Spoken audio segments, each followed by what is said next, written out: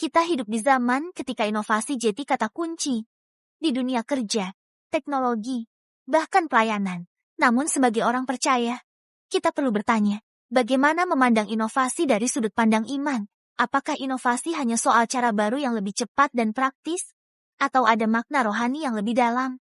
Sejak awal Alkitab memperkenalkan Allah sebagai pencipta yang kreatif. Ia menciptakan langit dan bumi dengan keteraturan, keindahan, dan tujuan. Manusia diciptakan menurut gambar dan rupa Allah. Artinya dalam diri kita ada kapasitas untuk berpikir, mengembangkan, dan menemukan cara-cara baru. Jadi, inovasi sejatinya bukan sekadar ide modern. Itu adalah respons terhadap karakter Allah yang kreatif. Inovasi yang benar lahir dari kerinduan untuk memuliakan Allah, bukan mengangkat nama diri sendiri. Ketika kita mengenal siapa Allah, karena Allah itu kreatif, kita terdorong untuk tidak stagnan, tetapi terus bertumbuh dan memperbarui cara hidup dan pelayanan. Karena Allah itu kasih, inovasi kita seharusnya membawa dampak nyata bagi sesama, menolong, menguatkan, dan memulihkan.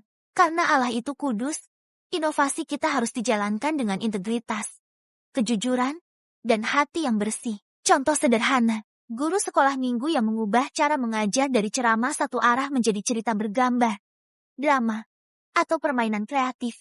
Tujuannya bukan supaya kekinian, tetapi agar anak-anak mengerti Injil dengan lebih jelas dan merasakan sukacita dalam firman Tuhan. Di sisi lain, ada bahaya ketika inovasi digerakkan oleh ego, keinginan untuk terlihat paling maju, paling berhasil, atau paling relevan. Tanpa disadari, kita bisa lebih percaya pada metode, teknologi, dan konsep kreatif daripada pada kuasa Roh Kudus. Karena itu, inovasi rohani selalu perlu dimulai dari sikap hati yang benar. Kita bertanya, Tuhan, apa yang Engkau mau aku ubah dan perbarui? Kita siap dikoreksi. Ide yang brilian belum tentu sejalan dengan kehendak Allah. Kita rela memberikan kemuliaan hanya kepada Tuhan ketika sesuatu berhasil. Kita tidak sedang memilih antara Roh Kudus atau inovasi. Justru, kita diajak untuk berinovasi di bawah pimpinan Roh Kudus, sehingga cara-cara baru benar-benar menjadi saluran kasih dan kuasa Allah. Dunia berubah cepat, pola komunikasi, budaya digital, cara berpikir generasi muda, Injil tetap sama, tetapi cara penyampaiannya perlu relevan. Disinilah inovasi menjadi bagian dari ketaatan, terutama dalam misi dan penginjilan. Beberapa contoh, menggunakan media sosial, video pendek, podcast, atau konten kreatif lain untuk menjangkau mereka yang tidak pernah hadir di ibadah fisik, mengembangkan bentuk misi yang kreatif, melalui pendidikan, bisnis, seni, atau pelayanan sosial, sehingga Injil hadir dalam kehidupan sehari-hari, memakai kelas online, kelompok kecil hibrid, dan materi digital untuk memuridkan orang di berbagai tempat. Kriterianya bukan sekadar mengikuti tren, tetapi, apakah Injil terdengar jelas?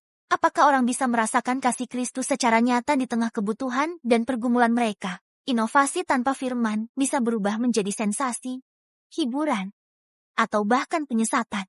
Sebaliknya, ketika firman Allah menjadi dasar, kreativitas akan punya arah yang benar dan menghasilkan buah yang kekal. Beberapa tanda inovasi yang sehat mengarahkan orang kepada Kristus, bukan sekadar kagum pada program atau konsep, menolong orang bertumbuh dalam karakter, ketaatan, dan kekudusan, bukan hanya dalam emosi sesaat, menguatkan tubuh Kristus untuk saling melayani, bukan menjadikan jemaat penonton atas pertunjukan rohani. Kreativitas rohani sering lahir ketika kita merenungkan firman dengan sungguh-sungguh, peka terhadap kebutuhan sekitar, dan membuka diri pada ide-ide yang Roh Kudus taruh di hati. Di tengah dorongan untuk terus berinovasi, ada baiknya kita berhenti sejenak dan bertanya, di area mana Tuhan sedang mengundang saya untuk berubah dan berinovasi dalam keluarga, pekerjaan, atau pelayanan? Apakah saya terlalu takut mencoba hal baru sehingga menghambat karya Tuhan? Atau justru terlalu mengejar yang baru sampai melupakan doa dan firman? Ide-ide kreatif yang saya miliki, apakah benar untuk kemuliaan Tuhan dan kebaikan orang lain? Atau lebih untuk nama saya sendiri? Sebuah doa sederhana dapat menjadi awal. Tuhan, ajar aku berinovasi bersamamu. Jadikan aku kreatif namun tetap rendah hati. Berani berubah namun tetap setia pada firman-Mu. Pakai setiap ide dan upaya kecilku untuk memuliakan nama-Mu dan memberkati banyak orang.